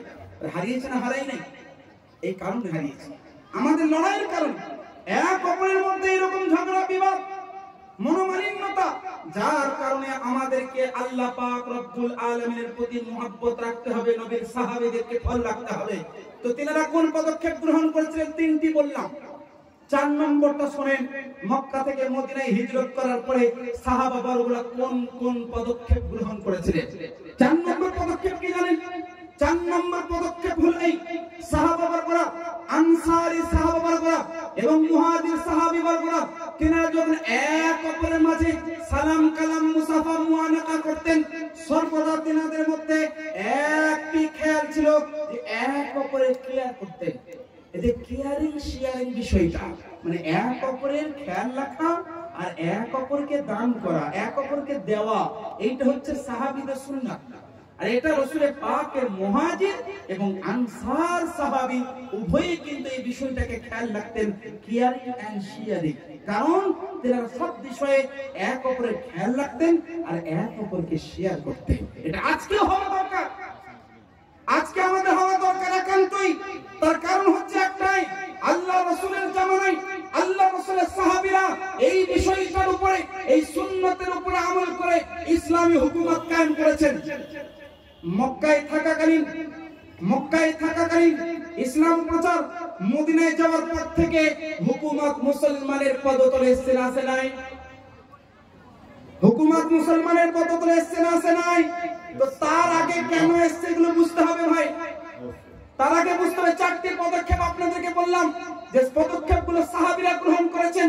5 নম্বর পদক্ষেপ শুনেন, হাদিসের ভাষায় আল্লাহ রাসূলের সাহাবাগণরা কোন কোন পদক্ষেপ গ্রহণ করার কারণে আজ পর্যন্ত ওই ইসলামী হুকুমতকে মনে রাখা হয়। ওই স্পেনের মতো ব্যাপার, সেই সময় 700 বছর হুকুমত করেছে মুসলমানেরা, সাহাবাগণরা। ওই সময় Iran is the powerful country বলা হতো। ইরানকেও একমাত্র মুসলমান বড় সাহাবাগণরা ফাতহ করেছিলেন। আপনারা সকলে জানেন ওই জামানায় বড় বড় এলাকা, বড় বড় কান্ট্রি, জালিম ইহুদি, নাসরানি, খ্রিস্টানি, যাদের হাতের মধ্যে হুকুমত রাজত্ব ছিল, সাহাবাগণরা শুধু তলোয়ারি নিয়ে নয়, এই পদক্ষেপগুলো গ্রহণ করার কারণে হুকুমত তিনার পায়ের তলাতে এসেছিল। 5 নম্বর পদক্ষেপটা শুনেন ভাই, তাহলে বুঝতে পারবেন, শিক্ষাটা নিতে পারবেন। 5 নম্বর পদক্ষেপটা হলো এই, কোনোভাবে, কোন সিচুয়েশনে, কোন অবস্থায় আল্লাহ পাকের ইবাদত ছাড়া যাবে না। আপনারা অবাক যাবেন, ফিকহ শাস্ত্রের যে কিতাব, এখানে উলামায়ে কিরাম আছেন, মাদ্রাসাতে পড়ানো হয়, সব মাদ্রাসাতেই পড়ানো হয়। একদম ফিকহ শাস্ত্রের প্রথম কিতাব বলা হয়, মাতান আকারে যেটা পড়ানো হয়, সেটাকে মুখতাসারুল কুদুরি, কুদুরি শরীফ, যে মাতান যার শুরুহাত একদম উপর স্তরে পড়ানো হয়। মুখতাসারুল কুদুরির মধ্যে একটি বিধান, একটি বিবরণ, একটি অধ্যায়, একটি পরিচ্ছেদ আছে। সেটা কি জানেন? সালাতুল খাউফ। কি? সালাতুল খাউফ। মানে ভয়ের নামাজ। ভয়ের নামাজ মানে মনে করুন যুদ্ধ হচ্ছে, মুসলমানের উপরে হামলা হচ্ছে, আক্রমণ হচ্ছে, নামাজের নিয়ম, সেই পরিস্থিতিতে নামাজের নিয়ম দেখুন কি করবে। একদল কাফেরদের সামনে লড়াই করবে, নিজেদের রক্ষা করবে, আর আরেকদল নামাজ পড়বে। নামাজের নিয়ম হচ্ছে সাওয়ারের উপরে নামাজ পড়তে পারে, জমিনের সিচুয়েশন পরিস্থিতি যদি খারাপ হয় কোথায় পড়বে, সাওয়ারিতে পড়বে, এরকম নিয়ম বিধান আছে। বুঝতে পারছেন? আমরা পড়াই, এগুলো পড়াই ছাত্রদের, এটা বিধান, এটা বাপ, এটা অধ্যায়, এটা পরিচ্ছেদ। সালাতুল খাউফ, আরে সালাতুল আমান নাই তো সালাতুল খাউফ কিভাবে হবে? হ্যাঁ, এত শান্তি, এয়ার কন্ডিশন, এসিতে বসে আরাম করে টিভি থেকে মুভি থেকে সময় অতিবাহিত করে দিচ্ছে। সালাতুল আমান নাই তো সালাতুল খাউফ কিভাবে পড়বে? এত শান্তি সমাজে, সুস্থ মস্তিষ্কে এনজয় করছে, এন্টারটেইনমেন্টে বড় মূল্যবান সময়গুলো নষ্ট করে দিচ্ছেন, নামাজের নাম ধরে না। তাদের সামনে হুকুমত আসবে না, যাবে? হ্যাঁ, তাদের সামনে এরকম জালিম নরেন্দ্র মোদীর মতো ব্যক্তি, অমিত শাহের মতো ব্যক্তিরা আমাদের উপরে জালিম হয়ে আমাদের উপরে হুকুমত করবে না, করবে না। আজকে আমরা বলি এই যত সমাজের মধ্যে বিভাজন তৈরি করে উলামায়ে কেরাম না, উলামায়ে কেরাম যদি না থাকতো না, এ তো জালিম বাদশা না, ইবলিস ফিরাউনের মতো ব্যক্তি হতো। সুবহানাল্লাহ, সুবহানাল্লাহ, আমি বেশি বললাম না। উলামায়ে কেরাম যদি না থাকতো, নমরুদের মতো এরকম নরেন্দ্র মোদী হতো। এ তো কিছু না বেটা। আগামী দিনে নমরুদের মতো ব্যক্তিরা আসবে, ফিরাউনের মতো ব্যক্তিরা আসবে। 5 লক্ষ বনি ইসরাইল তাওহীদপন্থী ব্যক্তিদেরকে ফাঁসি দিয়েছে। ফিরাউনের মতো ব্যক্তিরা, নমরুদের মতো ব্যক্তিরা, এই রকম জালিম বাদশা আসবে কিয়ামতের আগে। তো যারা কথায় কথায় বলে না, বুঝলেন, এগুলো আলেম উলামারা এরকম বিভাজন তৈরি করছেন না। উলামায়ে কেরামরা নিজেদের দায়িত্ব পালন করছে, নিজেদের রেসপন্সিবিলিটি পালন করছে। আমার কি কাজ ছিল? আমি কলকাতা থেকে আপনাদের এখানে আসা, বেলা 11টায় বেরিয়েছি, রাত্রি 9টায় পৌঁছালাম। এতক্ষণ সফর কেন করলাম? শুধু পয়সার জন্য? শুধু কি পয়সার জন্য? শুধু পয়সার জন্য হলে আমি এখানে এই সিচুয়েশন, এই পরিস্থিতিতে বিভিন্ন জায়গায় মারদাঙ্গা হচ্ছে, ফায়ারিং হচ্ছে, কি দরকার ছিল আমার? শুধু টাকা পয়সার জন্য কি আমরা আসি? না, আমরা টাকার জন্য ডিমান্ডে, ওটা তো নজরা না, ওটা আল্লাহ পাক আমাদের দেয়, কোন দিক থেকে একটি তোহফা প্রদান করে। ওটার জন্য কি উলামায়ে কেরাম আসে না? আসে কেন? ইট ইজ মাই রেসপন্সিবিলিটিস, এগুলো আমাদের দায়িত্ব, কিয়ামতে আমাদেরকে জবাব দিতে হবে। তাই মনে রাখবেন, উলামায়ে কেরামের দামান এখনো ধরুন, সময় আছে। কথায় কথায় মসজিদের ইমাম উলামায়ে কেরাম আজও, বুঝলেন, আজও বড় দুঃখ লাগে, কষ্ট লাগে, যন্ত্রণা, বেদনার সাথে বলতে হচ্ছে। আজও বলে বিভিন্ন জায়গায় মুসল্লিগণ, দেশটাকে এই সমস্ত আলেমরাই নষ্ট করে দিয়েছে। বলুন নাউজুবিল্লাহ, বলুন নাউজুবিল্লাহ। এই কথাটি এক ধরনের কুফরি। এই কথাটা কি গো? কুফরি। আমি দায়িত্ব নিয়ে বলছি একজন মুফতি হিসেবে, কুফরি ব্যাখ্যা করার পরে যদি কুফর সাব্যস্ত হয়ে যায়, কাফের হবে। বুঝতে পারছেন না? তাওহীদের সাথে আলিমের তাওহীন করা, তাজরিল করা, তার মুজাম্মত করা, তার বুরাই করা, এটা কুফর। বুঝতে পারছেন না? তো মনে রাখবেন, এখনো বুঝতে হবে ভাই, আজকে ওই ব্রিগেডের নেতৃত্ব কে দিব? আমরা। পার্ক সার্কাসের নেতৃত্ব কে দিব? আমরা। আপনাদের মালদা প্রোটেস্টের নেতৃত্ব কে দিব? উলামারা, ইমামরা। আর আজও যদি আপনারা বলেন যে আলেমরা এই সমাজকে এইভাবে করছে, বলুন এর চাইতে বড় দুঃখের ব্যাপার আর কি হতে পারে? তাই সময় আছে, আলেমদের দামান ধরুন, ইমামগণের দামান ধরে আগে বাড়ুন। ইনশাআল্লাহর রহমান, আল্লাহ পাক আপনাদের সকলকে হাকিম বানাবে, আপনাদেরকে মাহকুম নয়, আপনারাই হবেন হাকিম। এটা আমাদের শিক্ষা নিতে হবে। যে পদক্ষেপের কথা বললাম, আল্লাহ রাসূলের সাহাবীরা মক্কা থেকে মদিনায় হিজরত করার পরে 10 বছরের মধ্যে জাজিরাতুল আরবকে ফাতহ করেছিলেন, এমনি এমনি নয়। সাহাবারা একটি মনের মধ্যে কল্পনা করে নিয়েছিলেন, গেঁথে নিয়েছিলেন, কোন ভাবে কোন পরিস্থিতিতে আমরা নামাজকে বা কাজা করব না। এরকম ভরি ভরি হাদিস শরীফ রয়েছে, ভরি ভরি দলিল রয়েছে। সাহাবাবর্গরা যতই যুদ্ধ যন্ত্রণা বেদনা কষ্ট হোক না কেন ওনারা নামাজ কিন্তু কখনো পরিত্যাগ বা কখনো ছাড়েন নাই। তাই আপনাদেরকে একটি মেসেজ দিয়ে গেলাম, এই মালদা পীরগাঁয় এই গ্রাম থেকে আপনারা আগামী দিনে আন্দোলন করবেন, সাথে মুসাল্লা নিয়ে যান, যাই নামাজ নিয়ে যান, আর উঁচু অবস্থায় যান, আন্দোলন করুন, নামাজের সময় নামাজ পড়ুন। আরে একদিন সপ্তাহে নামাজ হয় না খোদা মসজিদে, আমাদের মেটিয়াপুরে যে আমাদের কলকাতাতে একদিন সপ্তাহে নামাজরা যখন হাজির হয় না, যানবাহন চলাচল বন্ধ হয়ে যায়, পুলিশ প্রোটেকশন দিতে হয়। কেন? আল্লাহর আমরা ইবাদত করি, একদিনের ইবাদত তাদের অন্তরকে কাঁপিয়ে দেয়, তাদের অন্তরকে আমাদেরকে তলোয়ারি হাতে বোম বারুদ নিতে হবে না, আমরা শান্তি সম্প্রীতি বজায় রাখি। আমাদেরকে হাতে মুসাল্লা কি যায় নামাজের, এটা সব থেকে বড় তলোয়ার, সব থেকে বড় অস্ত্র। আজ থেকে নামাজের পাবন্দ হয়ে যান, আজ থেকে ইবাদতের পাবন্দ হয়ে যান। মনে রাখবেন ইনশাআল্লাহ রহমান আল্লাহ পাক এই সমস্ত জালিমদেরকে পরাজিত করবেন ইনশাআল্লাহ। আমি একটি উদাহরণ আপনাদেরকে হাদিসের ভাষায় দিই।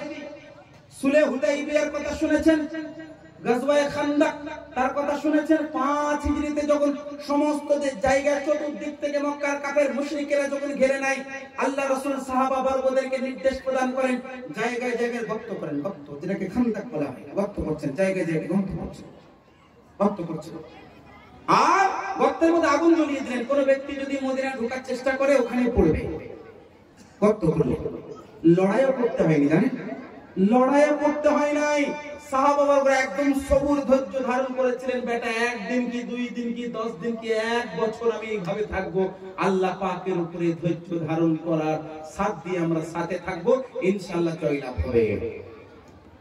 আর এইভাবে গাজওয়ায়ে খান্দকে কামিয়াব হয়েছেন। কেন?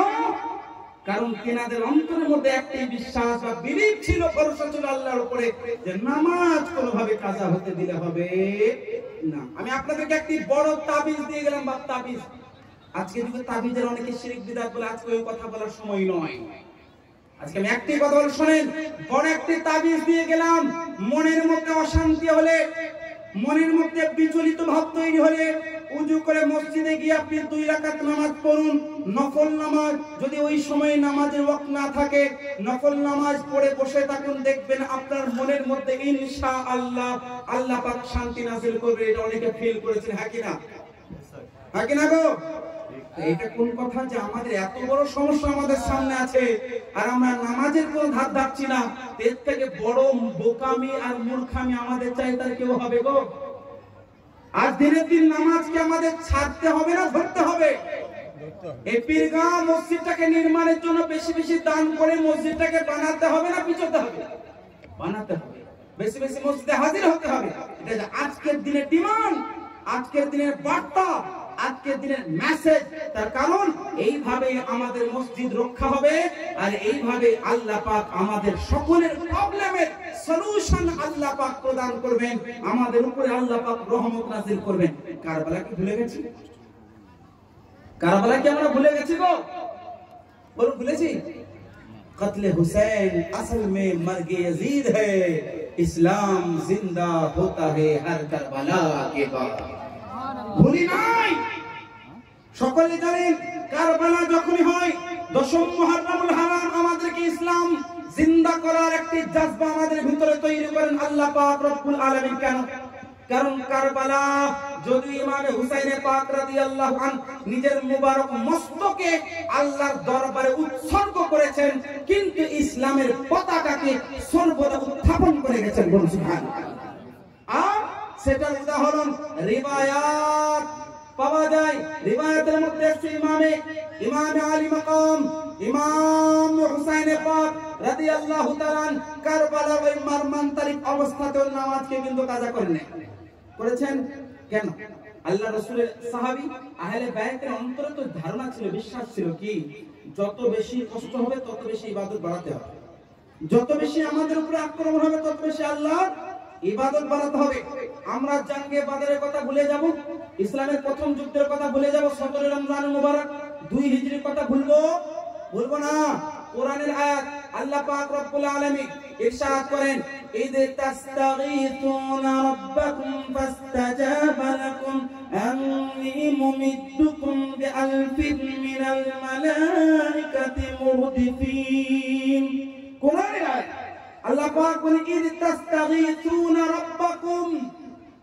যখন সাহাবা বর্বরা আল্লাহর দরবারে সহযোগিতা কামনা করলেন, আল্লাহ পাকের দরবারে চাইলেন, হে আল্লাহ, বদরের যুদ্ধের সকালে আল্লাহ রাসূল সাল্লাল্লাহু আলাইহি সাল্লাম ফজরের নামাজের পরে দোয়া করছেন, হে আল্লাহ, ইয়া রাব্বাল আলামিন, এই আজকের এই যুদ্ধে মুসলমান সাহাবা বর্বরা যদি পরাজিত হয়ে যায়, কিয়ামত অবধি তোমার গুণগান করার জন্য আর কেউ থাকবে না।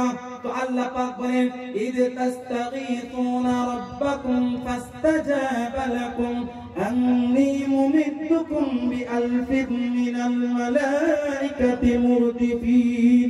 তোমরা তোমার রব প্রতিপালকের কাছে সহযোগিতা চেয়েছো, আমি খোদা তোমাদেরকে 1000 ফেরেশতার মাধ্যমে তোমাদের সহযোগিতা করেছি। বদরের যুদ্ধে আল্লাহ পাক প্রথমে 1000 ফেরেশতা নাযিল করেন, 1000 ফেরেশতার পরে আবার 3000 ফেরেশতা নাযিল করেন। আর একটি তাফসীরের মধ্যে আছে, সহিহ হাদিসের মধ্যে আছে, আল্লাহ রাসূল বলেন আল্লাহ পাক 5000 ফেরেশতা বদরের যুদ্ধের মধ্যে নাযিল করেছিলেন। তার মানে একটাই, সাহাবীরা নিজেদের কখনো সাহস হারাতে দেন নাই, নিজের মনোবলকে হারান নাই। কেন? তার কারণ তিনাদের মনের মধ্যে একটি বল ছিল, কি আল্লাহর রহমতের সামনে হাজার হাজার কাফেররা কিছু করতে পারবে না। আল্লাহর বরকতের সামনে, আল্লাহর কুদরতের সামনে, আল্লাহর রহমতের সামনে হাজার হাজার শক্তি কিছুই করতে পারবে না। আল্লাহ পাক 5000 ফেরেশতার মাধ্যমে বদরী সাহাবীদের সহযোগিতা প্রদান করেছিলেন। একজন সাহাবী বর্ণনা করেন, আমরা যখন লড়াই করছি, বুঝলেন, আল্লাহ রাসূলের দরবারে সাহাবী বলেন, ইয়া রাসূলুল্লাহ, আমরা যখন লড়াই করছি মনে হলো একজন অপরিচিত ব্যক্তি আমাদের পক্ষে তারাও লড়াই করছে। আল্লাহ রাসূল বলেন, সেইটা কোনো মানুষ নয়, আল্লাহ পাকের ফেরেশতা, যারা আল্লাহ পাক তোমাদের সহযোগিতার জন্য নাযিল করেছিলেন। সুবহানাল্লাহ। নারে তাকবীর, নারে তাকবীর, নারে রিসালাত, মাসলাকে আলা হযরত, নারে তাকবীর, নারে রিসালাত। আর এই বদরের যুদ্ধ 2 হিজরি 17 রমজান মুবারক কিয়ামত পর্যন্ত হিস্টরির চ্যাপ্টারের মধ্যে লেখা থাকবে আর মুসলমানের অন্তরের মধ্যে গাঁথা থাকবে। কিন্তু ঘটনাটা বলার উদ্দেশ্য শুধু এটা নয় যে আপনি শুনবেন, কানে নিয়ে নিলেন আর বের করে দিলেন, এটা কিন্তু নয়। এই বদরের যুদ্ধের শিক্ষণীয় বিষয় আপনাদের আমি দিতে চাই। আজকে কোন রকমের কোন বাতিল পন্থীদের জবাবের জন্য নয়, আজকে নিজেদের আস্থা, নিজেদের বিশ্বাস, নিজেদের মুহাব্বতকে বাঁচানোর জন্য আমি কয়েকটি মেসেজ, কয়েকটি বার্তা আপনাদেরকে দিচ্ছি। মনে রাখবেন, বদরের যুদ্ধ থেকে কয়েকটি শিক্ষণীয় বিষয় আমাদের নিতে হবে, আমাদের গ্রহণ করতে হবে। আল্লাহ রাসূল সাল্লাল্লাহু আলাইহি সাল্লাম বদরের যুদ্ধের রাতের বেলায় আল্লাহর নবী সাল্লাল্লাহু আলাইহি সাল্লাম সাহাবীদেরকে বলে, সাহাবী চলো। সাহাবীদেরকে নিয়ে গেলেন বদরের ময়দানে, নিয়ে যাওয়ার পরে আল্লাহ রাসূল ডাক দিলেন, মানে এখানে অমুক কাফের মারা যাবে, তার লাশটা এখানে পড়ে থাকবে, ওখানে অমুক কাফের মারা যাবে, ওখানে তার লাশটা পড়ে থাকবে। মনে রাখবেন, আল্লাহ রাসূল যে নেতৃত্ব দিচ্ছেন, ওই নেতা যখন বলছেন অমুক কাফের এখানে মারা যাবে, অমুক কাফের লাশটা এখানে পড়ে থাকবে, সাহাবীদের মনোবলটা হারাবে না বাড়বে? বাড়ছে, বাড়ছে, বাড়ছে। কি এখনো যুদ্ধ শুরু হয় নাই, আর আল্লাহ রাসূল বলছেন কাফেরের লাশটা এখানে পড়ে থাকবে। আল্লাহর কসম, দয়ার নবী যতটা দাগ দিয়েছিলেন, যে লাশটার কথা বলেছিলেন, এক চুল পরিমাণ ওই লাশটা ওই দাগের বাইরে যায়নি। বলুন সুবহানাল্লাহ। এ রাসূলের গায়েবের খবর এই হাদিস থেকেও প্রমাণিত হলো। আল্লাহর নবী গায়েবের খবর দিয়ে বলে দিলেন এখানে উতবা থাকবে, এখানে শাইবা থাকবে। আল্লাহর রাসূল খবর দিয়ে দিলেন আর সাহাবীদের মনোবলকে বাড়িয়ে দিলেন। আর সাহাবা বর্গরা নিজের মনোবলকে শক্তিশালী মজবুত করে মাঠের মধ্যে নেমেছেন, বদরের যুদ্ধের মধ্যে শামিল হয়েছিলেন। আর আল্লাহ পাক কোরআনের মধ্যে আয়াত নাযিল করে দিলেন, যে সকল বদরের মধ্যে শরীক বা অংশগ্রহণ করেছিল সাহাবীরা, তারা হচ্ছে নিঃসন্দেহে জান্নাতি সাহাবী। যারা শহীদ হয়েছেন, যারা অংশগ্রহণ করেছেন, সকলকে আল্লাহ পাক জান্নাতের সুসংবাদ প্রদান করেছেন। এখানে একটি কথা বিশ্বাস রাখতে হবে, শিক্ষা নিতে হবে। সাহাবীদের বদরের যুদ্ধের পূর্বে কি বিশ্বাস ছিল? নবীর প্রতি ভরসা। নবী বললেন মানে আমরা জিতবো, নবী বললেন মানে আমাদের পিছু হাঁটলে হবে না, এটা প্রথম। আর 2 নম্বর কি বিশ্বাস ছিল জানেন? সাহাবী বর্গদের বিশ্বাস এটাই ছিল, कि अल्लाह पाक ला यारुद्दुल्लाहु दुआअल मुमिनीन আল্লাহ যখন মুমিনের দোয়া রদ করেন না দয়াল নবী দোয়া করছেন দোয়াটা কি কখনো রদ হতে পারে মনে রাখবেন বদরে বালুর জায়গা বালু মরুভূমি বালু আর আল্লাহ পাক ওই সকাল বেলায় যুদ্ধের পূর্বে বৃষ্টি নাজিল করেছিলেন রহমতি বৃষ্টি সুবহানাল্লাহ আর বৃষ্টির কারণে বালুর চর মানে বালুগুলো একদম জমে জমে জমে জমে সাহাবাদের যে খেমা বা তাম্বু গাড়া ছিল ওই তাম্বুর মধ্যে বালুগুলো হাওয়াতে বৃষ্টিতে ওনাদের কাছে জড়ো হয়েছিল যাতে পানির কোনো সমস্যা না হয় সুবহানাল্লাহ এটা আল্লাহ সহযোগিতা দান করেছেন বাপ তো আজকের যুগে আমাদের মনোবল হারাতে হবে না আল্লাহ পাক বলেন ওয়ালা তাহিনু ওয়ালা তাহজানু ওয়া আনতুমুল আ'লাউনা ইন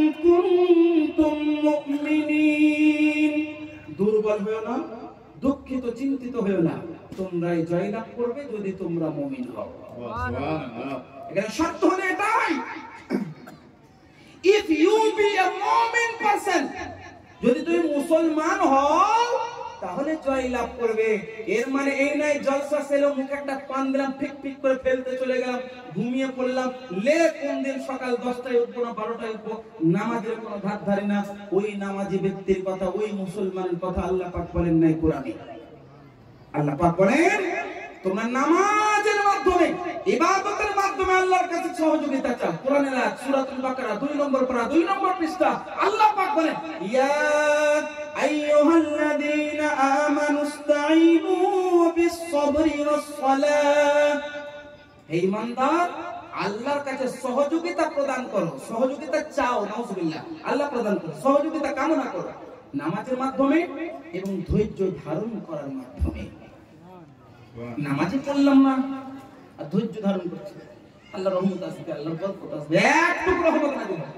গজব নাজিল হবে আরো বাড়বে সমস্যা আরো প্রবলেম বাড়বে আল্লাহ পাক বলেন বিস-সাবরি ওয়াস-সালাহ আগে ধৈর্য তারপরে নামাজ আগে ধৈর্যের কথা তারপর নামাজ নামাজটা এক ধরনের ধৈর্য ইমাম ফখরুদ্দিন রাজি তাফসীরে কবিরের মধ্যে বয়ান করেন নামাজটা এক ধরনের ধৈর্য বাপ কেন আজকের যুগে মানুষ 4 রাকাত নামাজ পড়তে ধৈর্য হারিয়ে দেয় ইমাম সাহেব যদি ভুলবশত কোনোদিন যদি ওয়াশামসি ওয়া দুহাহা পড়ে নাই প্রথম রাকাত হ্যাঁ আর 2 রাকাতে যদি আরেকটু কোনো বড় সূরা পড়ে নাই হয়তো সূরা মাউন পড়লো বা সূরা কাফিরুন পড়লো দ্বিতীয় দিন মুসাল্লি বলবে হুজুর এ তো বড় সূরা হয়ে যাচ্ছে যে আমাদের বাজার হাট হচ্ছে না মাঠে ঘাটে যেতে একটু সূরা কি বেড়ে গেল বাস আর 3 ঘন্টা মুভি দেখছে বুঝলেন ওই ব্যক্তি একটা কবরে একটা জমিনে সেবা 3 ঘন্টার মুভি দেখছে রাস্তা একদম লাট করে দিয়ে আমি মিথ্যা কথা বলছি না ইট ইজ রিয়ালিটি এটা বাস্তব এটা দেখেছি শুনেছি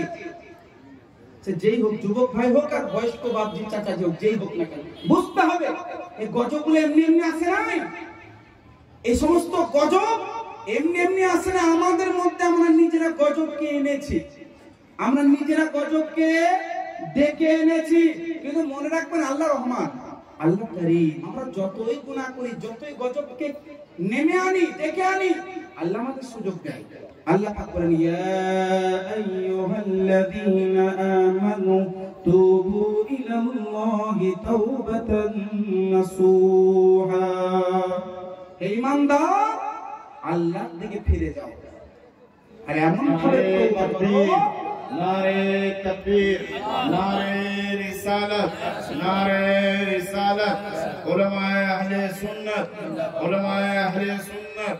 नारे तकबीर नारे रिसालत এমন ভাবে তওবা করো যে তওবাটা অপরের জন্য নসিহত পূর্ণ হয় আমি আয়াতের ব্যাখ্যা করে আমি বক্তব্যটি ঘটাবো আমাকে অনেক দূরে যেতে হবে আর দ্বিতীয় বক্তা চলেছে বিষয় হলো আল্লাহ পাক বলেন ইয়া আইয়ুহাল্লাযীনা আমানু হে ঈমানদার তুবু ইলাল্লাহি তাওবাতান নাসুহা এমন ভাবে আল্লাহর দিকে ফিরো এমন ভাবে তওবা করো যাতে তোমার তওবাটা নসিহত পূর্ণ হয় অপর ব্যক্তির জন্য তো সুতরাং মনে রাখতে হবে আমাদেরকে আন্তরিকভাবে আল্লাহর দিকে ধাবিত হতে হবে মৌখিকভাবে নয় তওবা তওবা তওবা আস্তাগফিরুল্লাহ আস্তাগফিরুল্লাহ এটা না তওবা বুঝতে না আন্তরিকভাবে অন্তরটাকে আল্লাহর দিকে ধাবিত করতে হবে বাপ তো এই মুহূর্তে এর চাইতে বড় সুযোগ কিছু নয় অন্ধকার না এলে আলোর কদর বোঝা যায় না, প্রবলেম না এলে আল্লাহর রহমত কিন্তু বোঝা